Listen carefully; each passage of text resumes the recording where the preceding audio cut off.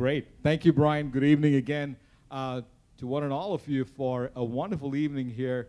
And I'm going to take just a few minutes to tell you a little bit about the FIMBA program.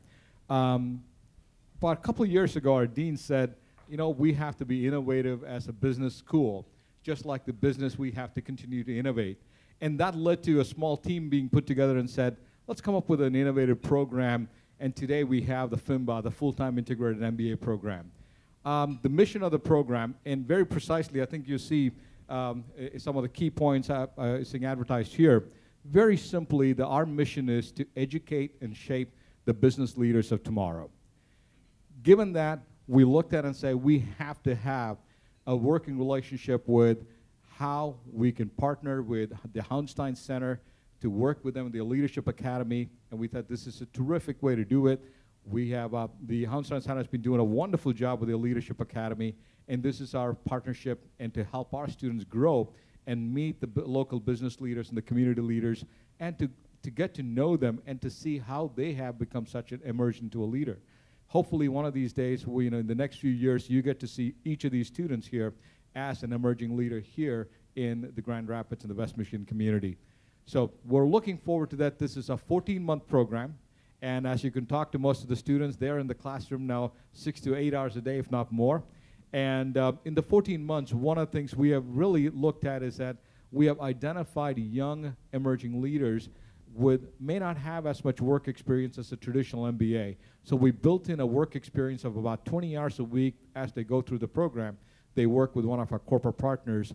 So that allows them to get the work experience that will be very essential for them to be successful.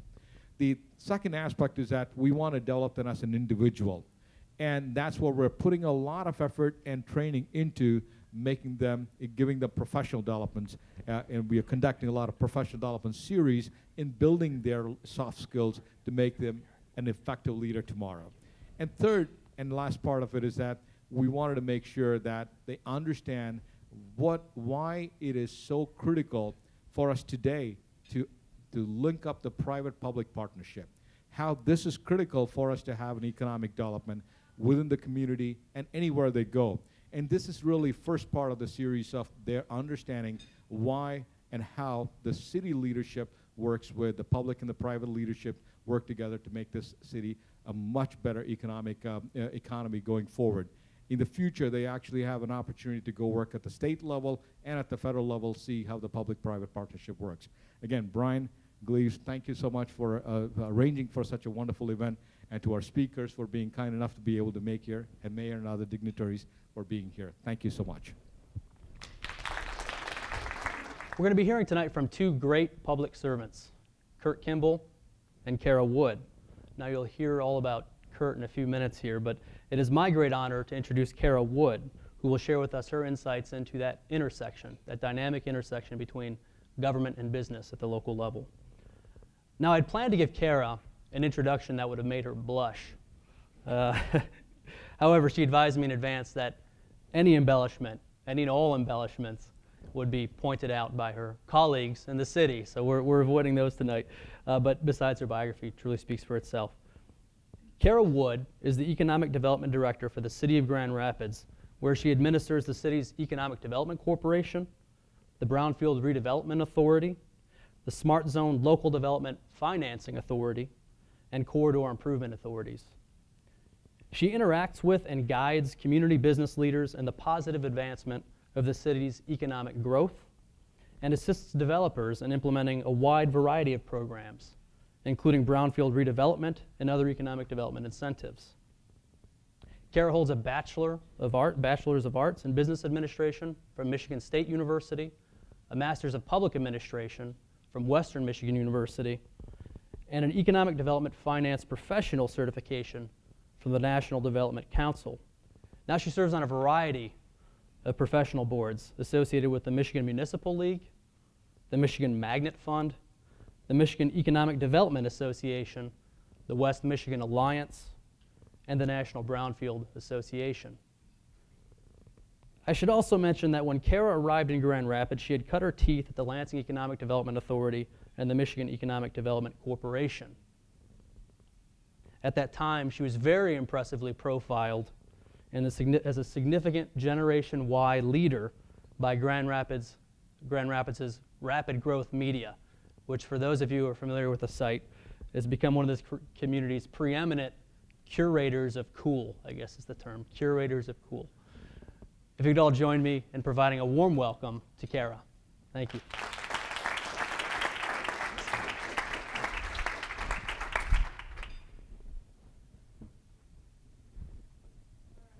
Thank you, Brian, for that beautiful introduction. I should invite you to come to City Hall more often. Well, thank you for having me here tonight. It's truly a pleasure to speak amongst all of you students and fellows and colleagues as well.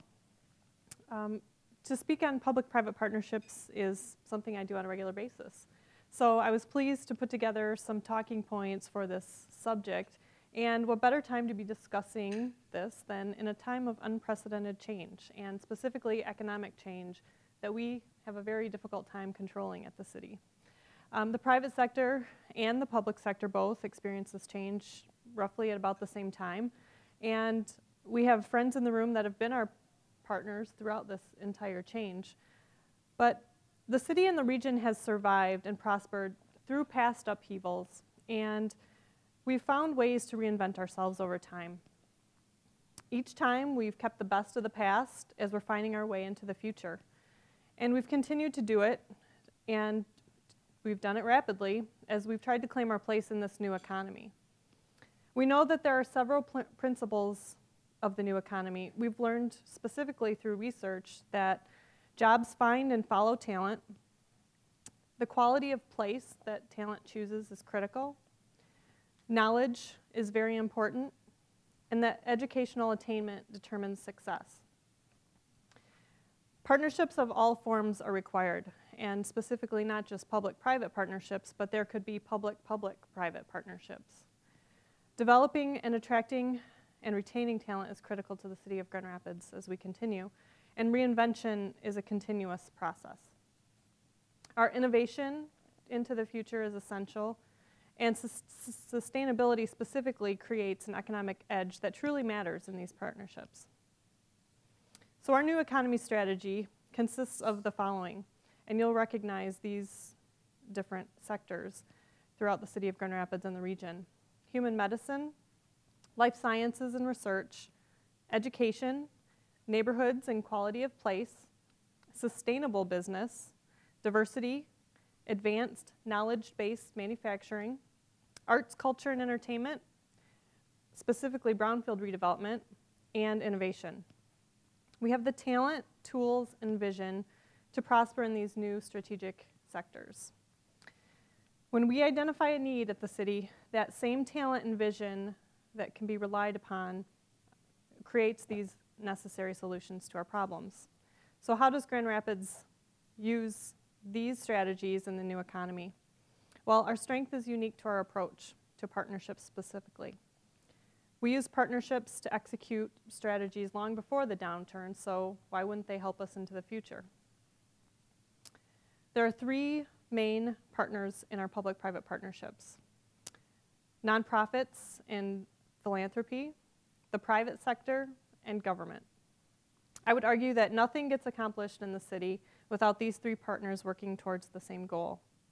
And there may be different levels of cooperation from each partner, but with these three working together, we would not achieve the highest level of accomplishment. So I'm going to share with you just two areas in which it's evident that our public-private partnerships have succeeded and continue to succeed. First, arts, culture, and entertainment. Obviously a big economic driver for the city. We've become the region's center for arts, culture, and entertainment through a series of key public-private partner investments, infrastructure investments, and private development. Led by Grand Action, a not-for-profit organization that some of you may be familiar with, that's comprised of more than 250 individuals from throughout the community, whose primary objective is to identify downtown building revitalization projects. They galvanize the public opinion for these projects, gain support, design and implement funding strategies for these projects, and including the securing of public and private sector support for these projects so that the city government entities like the Downtown Development Authority, the Economic Development Corporation, Kent County, and the state of Michigan can then get behind the projects as well. Some of these initial public-private partnerships that really founded the city's success in arts, culture, and entertainment started with the DeVos Place, the Van Andel Arena, and the Civic Theater. Those were three major projects that were successful public-private partnerships that led us into this new economy. The Secchia Center, MSU's medical school, was a more recent project that was completed. And now the Future Urban Market is a project that is being pursued by a very intense public-private partnership in which the private sector is working very closely with the city of Grand Rapids to make that project a success. There are other projects throughout the downtown that you could point to that also lend itself well to promoting the arts, culture, and entertainment area of the city of Grand Rapids. So we have a growing regional and national reputation for developing the best of class, world-recognized programs and facilities in the city. The economic impact of arts and culture is a key driver in our city's economy.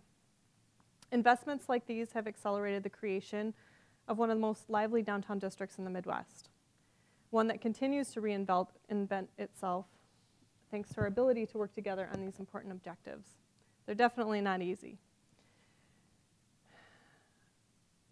We have several spin-off investments facilitated by a variety of different organizations throughout the city of Grand Rapids, and I've mentioned a couple of them.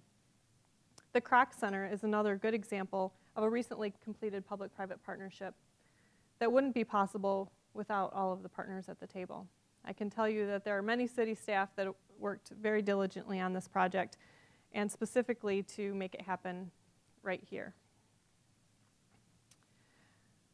Another example that I'd like to point out that is a pretty obvious example, but yet a very dramatic economic driver with regard to public-private partnerships and how we've worked together. That is the work that's been done on Michigan Street, also known as the Medical Mile. We've received national media coverage for our life science investment here in the city. The success on the Hill began when two competing hospitals merged to create Spectrum Health. In addition, the Cook Research Initiative was formed to attract and manage clinical trials. Spectrum's newest investments include the $78 million Lemon-Holton Cancer Pavilion and the $100 million investment at the Helen DeVos Children's Hospital. Spectrum is the largest city employer, and projections for that organization show a steady continued employment growth, which is critical for our future. Those are knowledge-based jobs that continue to drive our economy. As a result of Spectrum's success, the Van Andel Institute chose to locate very close to them to create synergies between the two entities, and what a world of difference that has made. In addition, both St. Mary's Healthcare and Spectrum are key partners in the new medical school, and in addition, we have new medical office towers popping up along Michigan Street as well. The Women's Health Center and Spectrum also has a lot of private doctors' offices that are joining them on Michigan Street. The city's Smart Zone redevelopment, the Smart Zone Authority and the Brownfield Redevelopment Authorities were both key partners in the development of this $200 million platform for human medicine. Without the city's input, it may or may not have happened. We'd like to think that the city was creative in its approach to driving that investment in the city. When completed, all of this development promises to create 2,000 jobs, many of which have already been created and many that are still to be yet established. The Van Andel Institute conducts biomedical research with a focus on cancer and Parkinson's disease, with an emphasis on translating scientific research results into clinical applications, which means specific clinical applications per patient, which is unique. Van Andel Institute has two institutes. You'll be interested to know that they have an education institute for a variety of different ages, young middle school age kids all the way on up. They have a a master's program that focuses on improving science and technology education, because as we all know, education will drive the economy of the future. The Van Andel Institute itself, that focuses on basic and translational medical research, is important because we know that innovation happens at the point of research. And for our future and innovative startups, this is where the action is going to be. One good example of a spinoff that recently got a little bit of press here in the Grand Rapids area is Grand River Aseptic, which was a partnership formed between the Van Andel Institute and Grand Valley State University. Not a typical joint venture. They do sterile biopharmaceutical outsourcing and clinical and commercial scale manufacturing, which isn't an easy task. Having the FDA come in and review your manufacturing plant is unusual, and with this joint venture, we will have the opportunity of creating hundreds of jobs in biopharmaceutical manufacturing. Our public-private partnerships have stimulated the commitment of almost $2 billion in private investment in just the last 8 years from over 300 projects in the city. I think that's remarkable. Now, it's the developer and the private entity's responsibility to create those 13,000 jobs that they committed to. And so we'll still be striving to hit those numbers. Our future partnerships will be built on this performance by focusing on facilitating the development or acquisition of proprietary knowledge, which we know will start new companies and continue us into the new economy. We need to increase our ability to amass intellectual property, which this region has done well with, but we can do better. We'll continue to create and retain existing talent, like most of you in the room, and we'll establish an environment that attracts more talent to Grand Rapids. We have developed an integrated series of strategic partnerships and key initiatives that are producing results through the innovative use of key economic development tools. We're also developing a strategic innovation agenda together with our partners, and we're well on our way to claiming our place in this new economy. Our outlook is optimistic, provided that we stay focused on a sustainable future. Our ultimate success will then be determined by our ability to nurture key partnerships with other entities and getting comfortable with risk, which we haven't done so well with. We'll continue to envision and seize opportunity and be flexible and lean. Our city staff has been tremendous at all of these things, and I think that our citizens should know that they are in the best hands in the state of Michigan, and I dare say the nation. With a continued focus on providing the necessary tools and appropriate sustainable local resources to our partners, we will all succeed together. Grand Rapids features all of the amenities of an urban city with a small town feel. Our arts, culture, and entertainment all located within a sustainable, livable city environment.